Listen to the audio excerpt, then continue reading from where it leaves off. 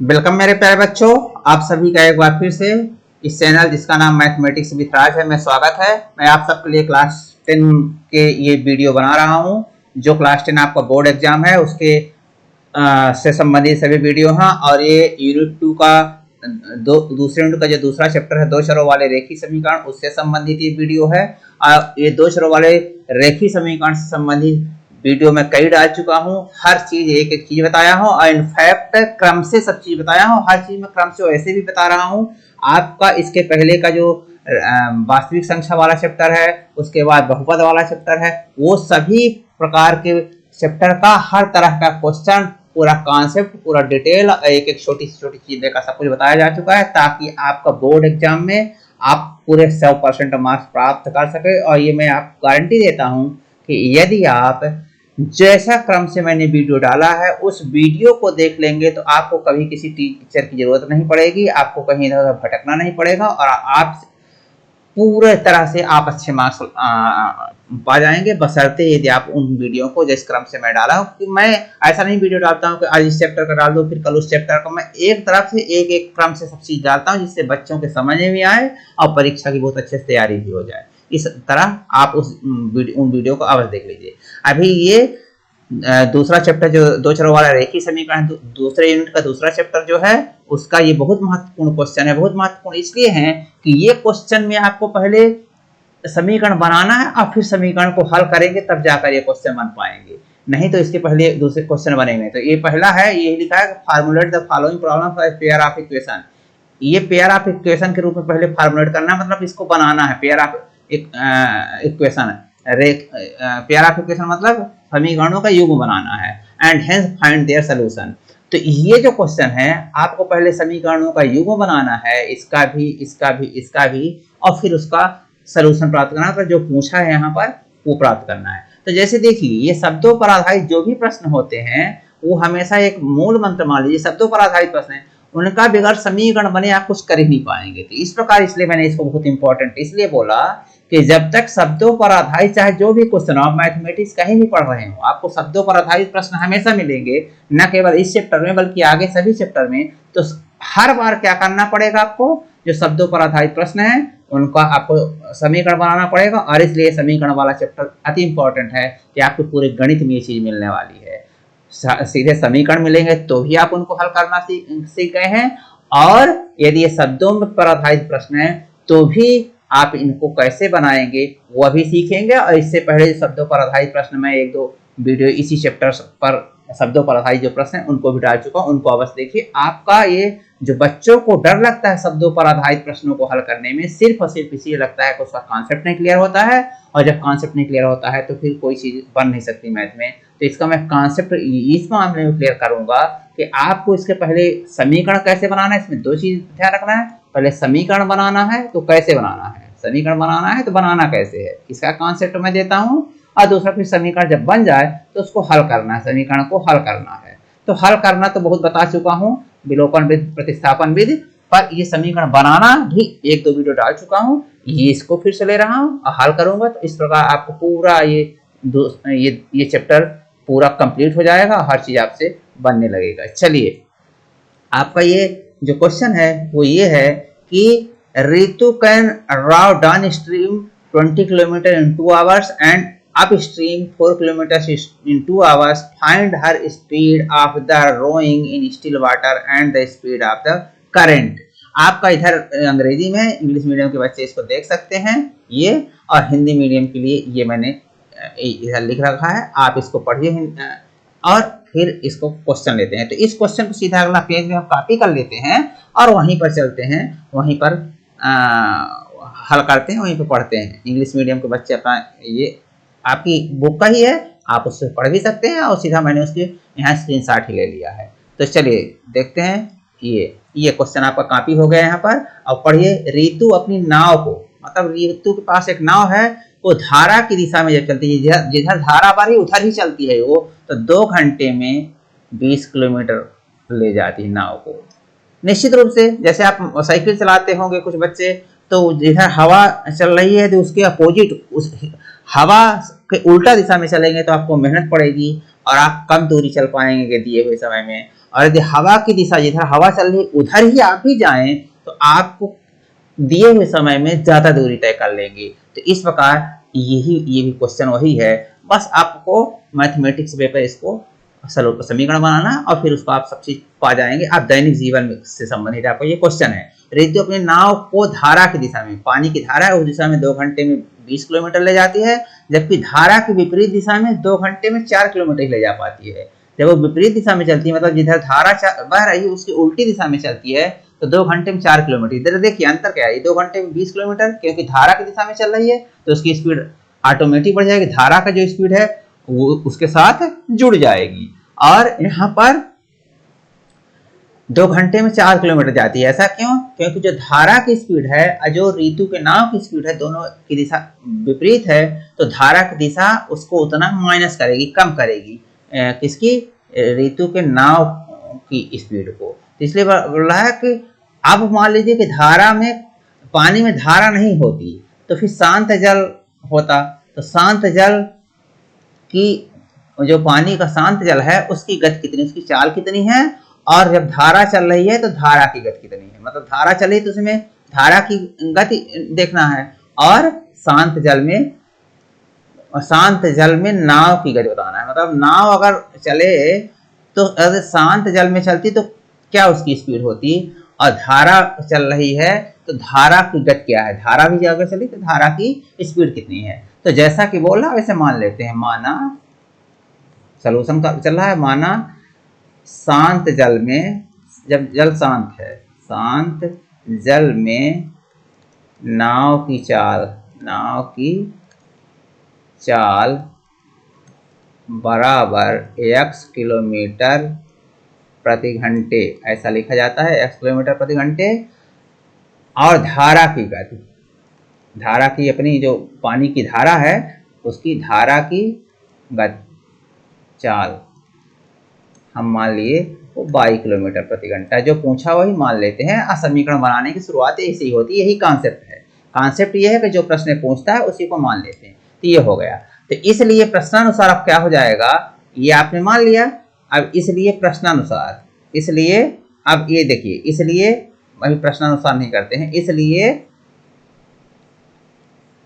अब धारा में चाल है, धारा भी कुछ स्पीड से बह रही है, लेकिन धारा नहीं बह रही तो शांत जल होता, तो उस शांत जल में फिर नाव की चाल, ऋतु की नाव की चाल क्या होती है, x मान लिया। तो इसलिए जब धारा चल रही है, इसलिए धारा की दिशा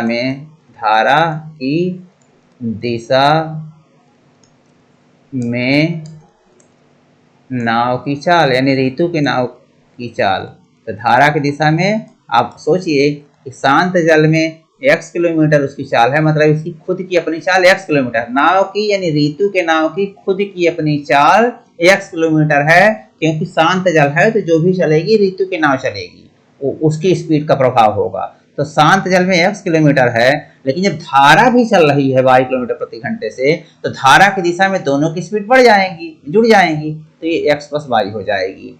किसका, शांत जल में, चूंकि जल का x किलोमीटर, शांत जल में नाव, शांत जल में जल की कोई स्पीड है ही नहीं धारा की, तो नाव भर की स्पीड है तो x किलोमीटर है। लेकिन जल शांत ना हो, नहीं धारा में कुछ स्पीड हो, तो धारा की चाल मान लीजिए 22, तो जब धारा की स्पीड में धारा की दिशा में नाव चलेगी तो ये जो नाव की चाल है उसमें और ये जो धारा की चाल है जुड़ जाएगी, तो x + y हो जाएगी। मेरे ख्याल से आपके सबके समझ में आ गया होगा अभी। और यही हालत एवं क्या होगा, धारा की विपरीत दिशा, धारा की विपरीत दिशा में नाव की चाल क्या हो जाएगी, x - y, क्योंकि जो धारा की चाल है इसकी स्पीड को कम करने की कोशिश करेगी, उतनी माइनस कर देगी। भाई ये नाव शांत जल में इसी स्पीड चल रही, मतलब जल यदि शांत हो तो इसी स्पीड से चलती है, पर जल में धारा चल रही है तो 22 किलोमीटर प्रति घंटा की स्पीड से जब चल रही है ये 22 किलोमीटर, तो उतना स्पीड कम करती जाएगी, उल्टी दिशा में है, इसकी स्पीड उतना ही कम करती जाएगी, इसलिए घट गया। तो इस प्रकार ये हो गया। अब प्रश्नानुसार, प्रश्न के अनुसार प्रश्नानुसार, अब प्रश्नानुसार काम करना है, लेकिन ध्यान रखना है हमेशा कि चाल बराबर दूरी बटे समय होता है, ये आप जानते होंगे। चाल बराबर दूरी बटे प्रश्नानुसार चाल बराबर दूरी बटे समय। ये ध्यान रखना, क्योंकि चाल बराबर क्या होता है, क्योंकि चाल बराबर दूरी बटे समय होता है, इसलिए प्रश्नानुसार क्या होगा कि चाल क्या आ गई है x प्लस वाई धारा की दिशा में, तो चाल बराबर x प्लस वाई। दूरी क्या है धारा की दिशा में 20 किलोमीटर, ये 20 किलोमीटर, ये यहाँ 20 किलोमीटर लिखा है ये, तो ये दूरी 20 किलोमीटर है तो 20।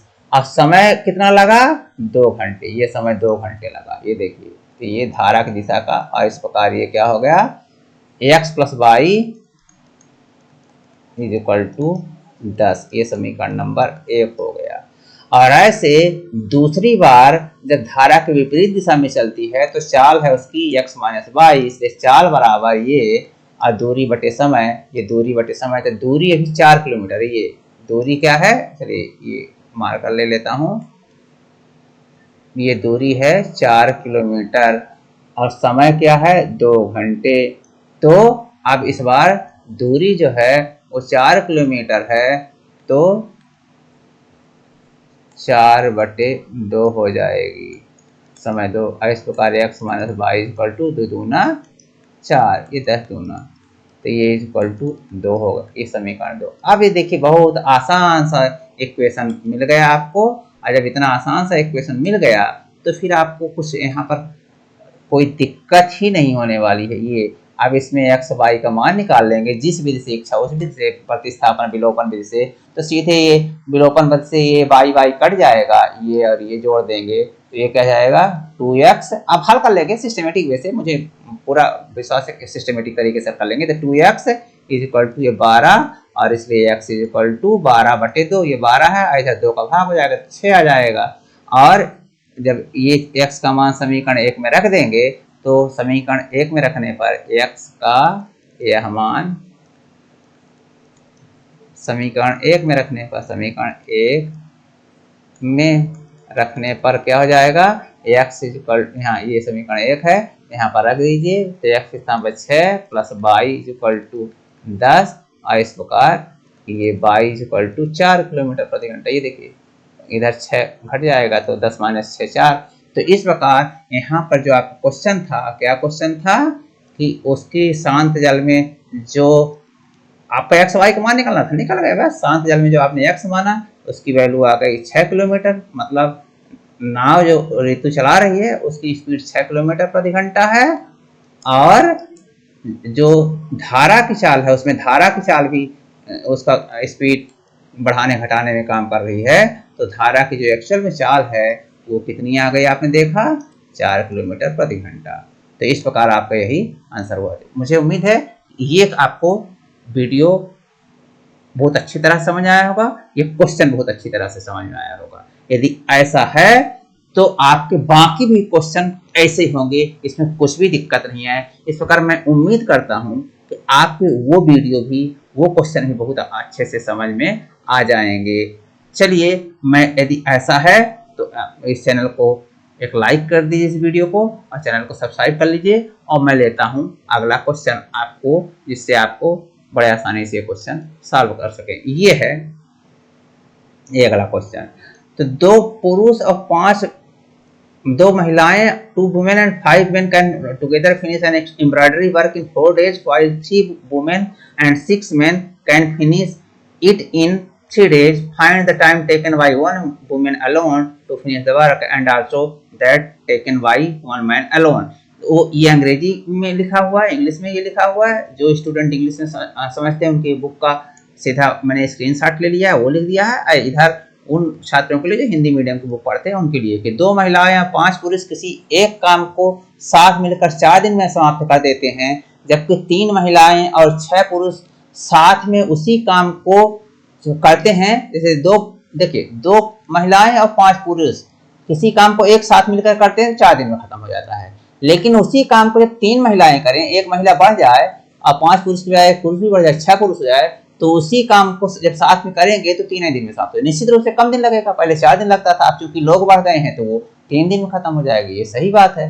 तो उस काम को एक पुरुष और एक महिला अकेले अकेले करें, सिर्फ एक पुरुष अकेले काम करता तो कितने दिन में खत्म होता, और एक महिला अकेले काम करती तो कितने दिन में खत्म होता। बच्चों, मुझे यहाँ एम्ब्रॉयडरी वर्क जो है उसकी बहुत अच्छे से हिंदी नहीं मालूम थी, इसलिए हमने यहाँ पर उसकी हिंदी से मैंने लिख दिया एक काम। कोई भी काम हो, वहाँ एक काम तो पता है कि एम्ब्रॉयडरी वर्क है, मतलब हमारे ख्याल से कपड़ों में कुछ तो होता है, कपड़ों में नक्काशी वगैरह, उसको एम्ब्रॉयडरी वर्क बोलते हैं। तो वो जो है तो एक काम हमने लिख दिया, बस अंतर ही, और इसी का सीधा मैंने अनुवाद किया है, ये जो यहाँ पर है। तो इस प्रकार आप ये देखेंगे कि ये क्वेश्चन जो है फिर से शब्दों पर आधारित है, फिर से इसमें कुछ नया चीज नहीं है। बस आपको ये मानना है कि एक पुरुष अकेले उस काम को 1 दिन में करता है, और एक महिला उस काम को अकेले 22 दिन में करती है, क्योंकि अकेले अकेले सबको पूछा है। तो फिर उनका एक्स वाई का मान निकालना है, ये भी बहुत आसान है। चलिए मैं इसका समीकरण मैं बना देता हूं, आप हल कर लेंगे। तो चलिए चलते हैं, इस क्वेश्चन को मैं कॉपी कर लेता हूं अगले पेज में, और वहीं पर देखता हूं। ये है, तो ये क्वेश्चन आपका आ गया यहाँ पर। आप मान लीजिए कि माना एक पुरुष अकेले उस काम को, एक महिला लिख दीजिए, क्योंकि आपको अन्यथा धोखा होगा, क्योंकि यहाँ पर महिलाएं हैं, तो आप महिला पहले लिखेंगे तो ज्यादा सही रहेगा। एक महिला अकेले उस काम को x दिन में पूरा करती है, x दिन में पूरा करती है, एवं एक पुरुष अकेले उस काम को 22 दिन में पूरा करता है, 22 दिन में पूरा करता है। तो इस प्रकार ये आपने मान लिया, जो आपको क्वेश्चन बोलता है उसको मान लिया कीजिए। हमेशा मैं यही बोलता है कि जो क्वेश्चन बोलता है उसको आप मान लीजिए, और फिर जैसा प्रश्न कह रहा है उसके हिसाब से चलते चलिए, समीकरण बन जाएगा। अब जरा यदि ऐसा है तो अब जरा देखना ये है कि ये एक महिला किसी काम को x दिन में पूरा करती है। जरा देखिए, जैसे मान लीजिए कि आप है किसी काम को 10 दिन में पूरा करते हैं, 10 दिन में, मतलब 10 दिन में, तो एक दिन मिलकर आप 10 दिन में पूरा किए, तो एक दिन काम किए, फिर एक दिन काम किए, फिर एक दिन काम किए, फिर एक दिन काम किए, इस प्रकार 10 दिन हुआ। तो हर दिन आपने कितना काम किया, तो 10वां हिस्सा काम किया। बहुत सिंपल बात है। हर दिन जो काम था, आपका काम तो एक था, तो एक काम को आप 10 दिन में पूरा कर रहे हैं, तो मतलब एक दिन में 1/10 हिस्सा ही कर रहे हैं। बहुत सिंपल बात है। यदि किसी काम को 10 दिन में आप पूरा कर रहे हैं, तो 10 दिन में आपको 10 दिन लगा, तो एक दिन में आपको कुछ काम हुआ, फिर अगले एक दिन में कुछ काम हुआ, फिर अगले एक दिन में कुछ काम हुआ, फिर अगले एक दिन में, इस प्रकार एक दिन करके 10 दिन हो गया। तो हर दिन का जब काम पूरा हुआ तो पता चला कि एक काम हुआ, पूरा काम हुआ, मतलब एक काम हो गया। तो जो एक काम हुआ है 10 दिन में हुआ है, तो एक दिन में 1/10 हुआ है, क्योंकि 10 दिन में बराबर हिस्से में काम बटा हो, तब जाकर एक काम पूरा हुआ है। तो इस प्रकार यहाँ पर आपको ये कॉन्सेप्ट लेना होगा कि एक महिला अकेले इस काम को 1 दिन में करती है, और इसलिए एक महिला द्वारा एक दिन का काम, देखिए मैंने बोला ना कि पूरा तो 1 दिन में करती है, पर अकेले जब करेगी 1 दिन में, तो एक दिन में कुछ काम की होगी, तो एक दिन में जितना काम हुआ वो 1/x हो गया, क्योंकि 1 दिन टोटल लगा था। तो एक दिन में भाई 10 दिन, अभी मैं बता रहा हूँ कि 10 दिन में कोई काम पूरा हो रहा है, तो समय 10 दिन लग रहा है एक काम, तो एक दिन में 1/10 हिस्सा होगा। तो ऐसे इसको पूरा करने में 1 दिन लग रहा है, तो एक दिन में 1 इतना हिस्सा, इतना भाग होगा, इतना हिस्सा होगा, 1/x भाग। इस एवं एक पुरुष द्वारा एक दिन का काम कितना हो जाएगा, एक दिन का काम 1/22 भाग, क्योंकि पुरुष को 22 दिन लगता है, तो एक दिन में 1/22, पुरुष मान लीजिए 15 दिन पूरा करता है, तो उसको 1/15 दिन लगेगा, है ना, 1/15 दिन लगेगा एक दिन का काम, और 1/15 भाग करेगा एक दिन में, एक दिन में 1/15 भाग कर दिया। ठीक, अब प्रश्नानुसार देखिए, अब प्रश्नानुसार तो प्रश्नानुसार जैसा कहता वैसा करते जाइए। 2 महिलाएं और 5 पुरुष किसी काम को 4 दिन में करते हैं, ठीक है। तो एक महिला, आप जरा देखिए, आपका जो क्वेश्चन है वो ये बोल रहा है कि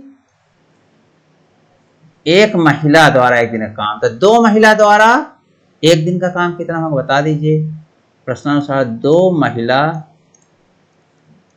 द्वारा एक दिन का काम, एक दिन का काम बराबर, एक महिला एक दिन में 1/x करती, दूसरी महिला भी 1/x करेगी, तो 1/x और प्लस 1/x, 2 महिलाएं हैं एक दिन में काम करेंगी, हैं एक दिन पर 2 महिलाएं हैं, तो एक तो 1/x में करती, दूसरा भी 1/x। तो इस प्रकार ये x 1/x 1/x 2 आ रहा है, तो 2/x हो जाएगा। इतना हिस्सा कर पाएंगी 2 महिला एक दिन में काम, ठीक। 5 पुरुष का एक दिन का काम, सॉरी, एक पुरुष का एक दिन का काम 1/22 है, एक पुरुष का एक दिन काम 1/22 है, और इसलिए 5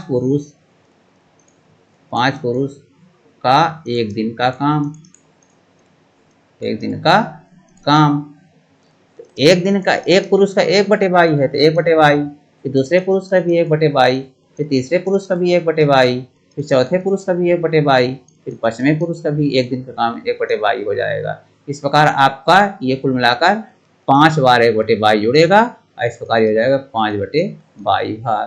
तो इस प्रकार देखिए कि 2 महिला और एक पुरुष का एक साथ मिलकर एक दिन का काम, इस प्रकार 2 महिला व 5 पुरुष का एक दिन का काम, एक दिन का काम जब एक साथ करें, का काम जब एक साथ दोनों मिलकर करें, क्योंकि 2 महिला और 5 पुरुष 4 दिन काम करते हैं, तो 4 दिन तो करेंगे, पर उसके पहले तो एक दिन करेंगे, एक दिन करके 4 दिन होगा ना। एक दिन 2 महिला 5 पुरुष काम किए, फिर से अगले दिन 2 महिला 5 पुरुष काम किए, फिर से अगले दिन 2 महिला 5 पुरुष काम किए, फिर से अगले दिन, 4 दिन हो गया। तो एक दिन करेंगे, तो 2 महिला और 5 पुरुष का एक दिन का काम कितना हो जाएगा, ये आपका आ गया, क्या आ गया, ये 2/x है 2 महिलाओं द्वारा, और 5/y है 5 पुरुषों द्वारा। तो इसलिए दोनों को द्वारा मिलकर जब काम होगा तो 2/x और प्लस 5/y हो जाएगा। लेकिन ये काम जो है तो 4 दिन में ये पूरा समाप्त करते हैं दोनों, ये 2 महिला 5 पुरुष मिलकर। तो 2 महिला 5 पुरुष का एक दिन का काम कितना होगा, 2/x प्लस 5/y जो है ये एक दिन काम, ये एक्चुअल में होगा 1/4 हिस्सा है।